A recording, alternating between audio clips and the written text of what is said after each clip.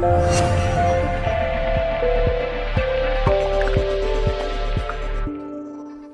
problem is this word secularism, which is what I'm going to talk about and try and persuade you to that is a good thing. The problem is people use it to mean different things. And perhaps the best thing we can do is actually be clear whenever we use it to explain what we mean by it. In the States in particular, it's used in the way that you can see up here in many cases. So secularism is taken to mean atheism. And in America, much more so than here, atheism, of course, is a word that carries a huge amount of baggage, goes back to the period, atheism is equated with communism, lock up your daughters, very bad idea. It's not what anybody here really uses it to mean. There's another term which is more closer to the meaning it's used here, which is a separation of church and state. And I'll come back to that in a minute. It's also used in a rather pejorative sense. Here is Keith O'Brien, who's was a cardinal in Scotland, Catholic, and as you can see, what he's talking about is aggressive secularism. Aggressive secularism, those who would indeed try to destroy our Christian heritage and take God from the public square, etc. Now, if you replace the word God by the church, you can see what this is really all about. It's about power. Now, a cheap shot here, but unfortunately in his case, that power was also exercised because he abused priests he was training as well. But that's used still you hear that term, aggressive secularism, used widely. And it's used politically. Now, so what is it? What is this term secularism? Now, Andrew Copson, who's the Chief Executive of Humanists UK, he's written this book, and I brought a few copies in case anyone wants one, a slight discount. And this that Oxford University Press have done a long series of books called A Very Short Introduction to ... This is going to be the one, the very short introduction to secularism, but it's just come out to start with as a hardback. And what Andrew's done is hasn't invented his own term for own definition of secularism. He's used a French definition from a contemporary scholar called Jean Bobéreau. And it's got three components, and if you can hold these in your head as we go through. The first one is the one that we saw on the previous slide, which is the separation of religious institutions from state institutions and no dominance of the state politics by a particular religion. Now, straight away, of course, then you see the difference between this and a theocracy. Interestingly, of course, if we're in England, we fall down straight away on this one, because the Queen is the head of the Church of England, and there are 26 bishops in the House of Lords, and a quarter of the schools run by the Church of England, and so on. But this is one of the key three components, but it's not the only one, nor necessarily the most important one. The second one is freedom of religion or belief. And this is as much part of secularism as the first one is. So this is everybody is free to pursue their own faith, their own beliefs or lack of beliefs, and follow whatever practice they want, providing the only limit being whether they start eroding the rights of other people. And then the final one is about discrimination. It's about no one being discriminated against because of their religion or belief, or lack of belief. So those are the three components of secularism. That's the sense in which the term secularism is used by people who argue for it in this country.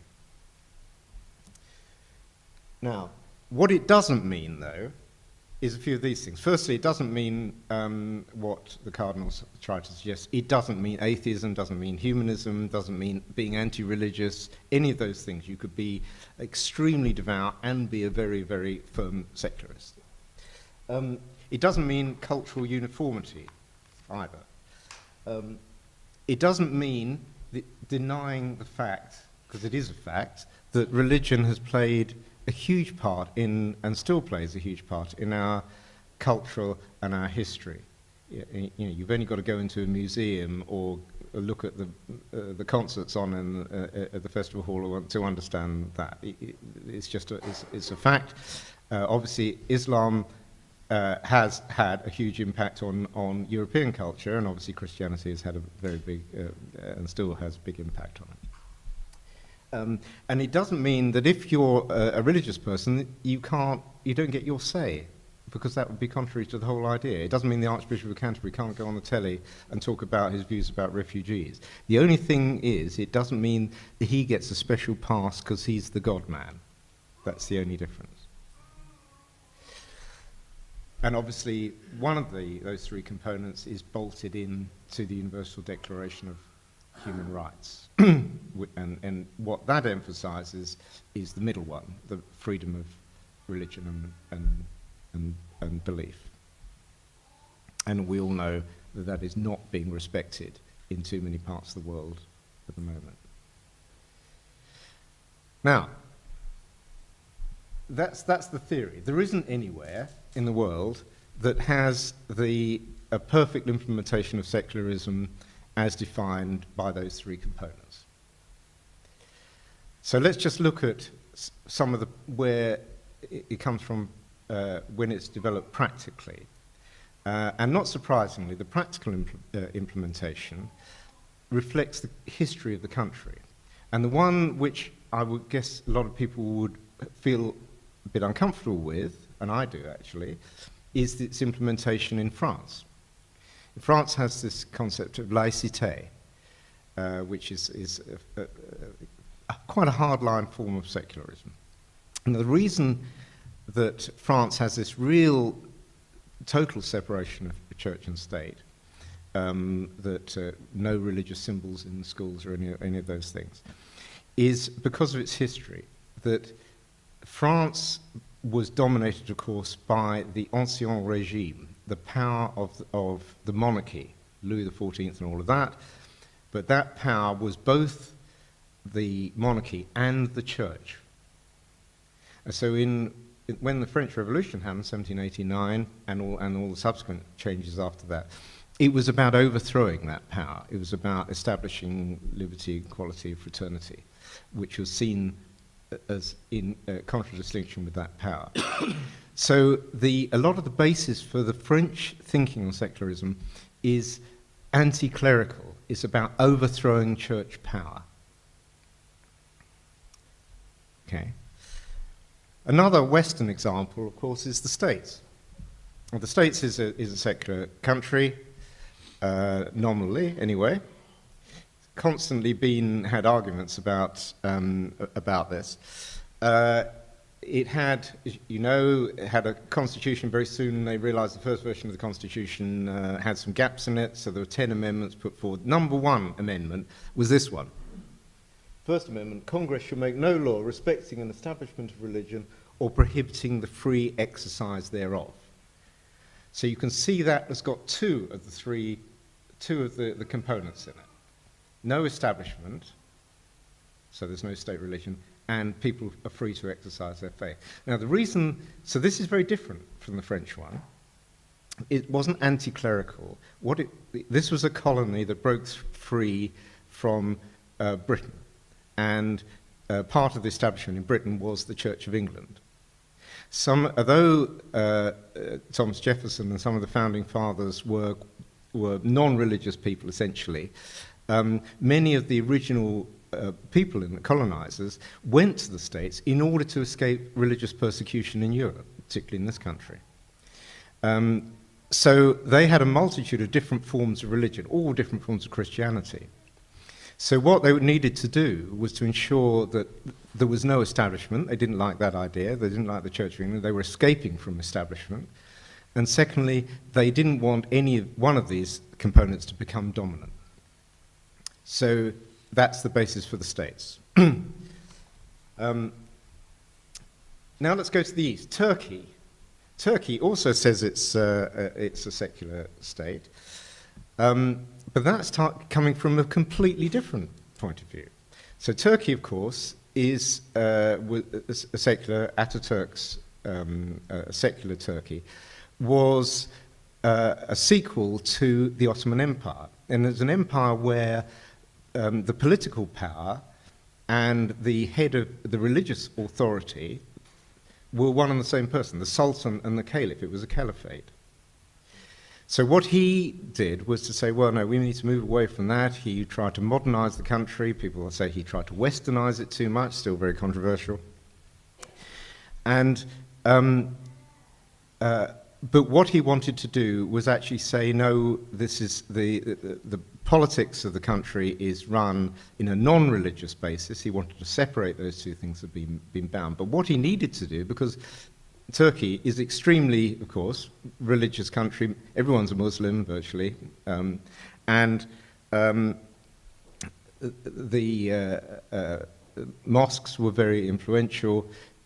So what the form of secularism that he adopted was one where the state actually controlled some religion. So he set up a ministry which was in charge of the mosques, and they even wrote some of the sermons for the mosques.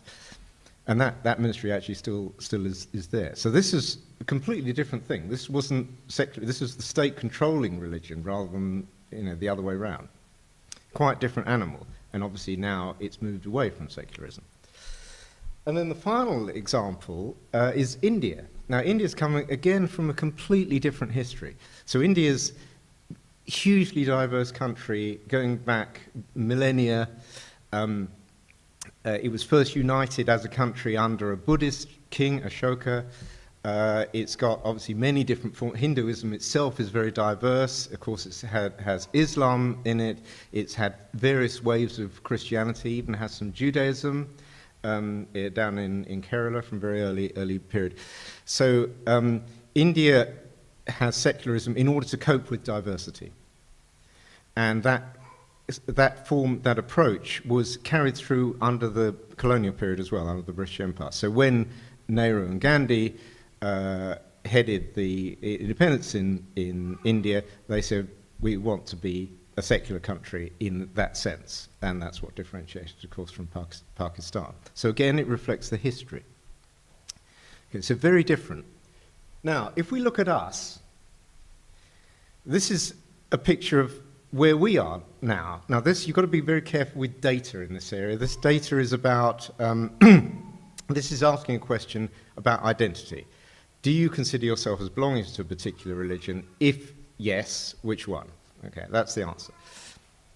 Okay, currently, about 50% of people say no, and then there's a big mix in the rest. Now, you know better than I do about what's going on in one of those bits, the Muslim bit. It's only 4 or 5%, okay? But there's enormous diversity inside that. And there's enormous diversity in every one of those segments, including the non-religious, of course. We reckon about half of the people who are non-religious have a broadly humanist view of the world, but the other half, all over the place.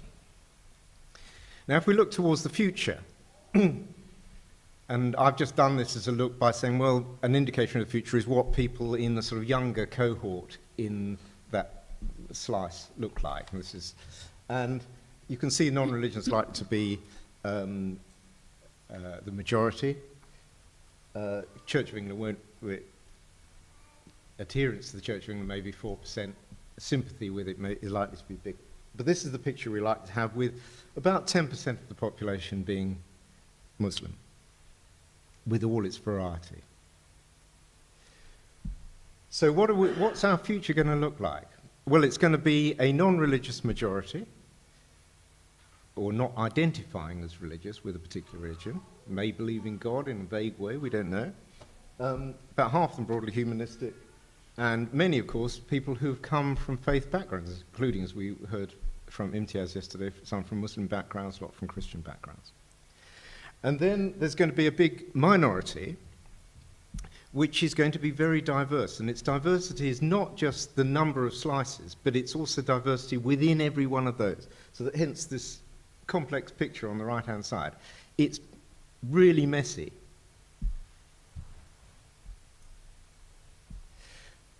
So how do we make this work? Now, I think I'm right in saying, somebody may come up with a better example, I don't think there's been any time in history where a society has had to cope with this level of diversity. This is completely uncharted territory. It's a Ferrari we don't quite know how to drive.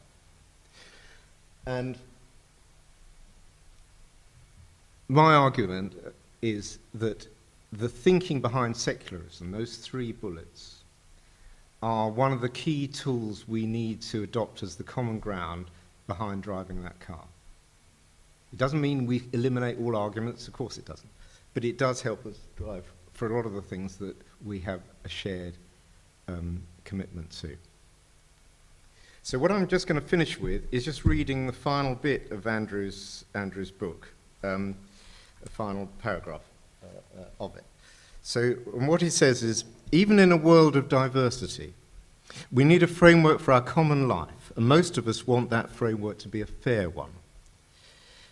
On balance, some version of the principle of secularism offers this possibility. Certainly, it is imperfect. No political settlement is perfect, but it's the only plausible principle on offer. Secularism as a dynamic and ongoing process of negotiation between equals seems to me the best way of organizing our common life in a way that's fair to all in the context of diversity. If we do not attempt progress towards it, especially at a time of heightened global tensions and confrontations, the future may be as grim as the days of the wars of religion that first made secularism so necessary. Thanks.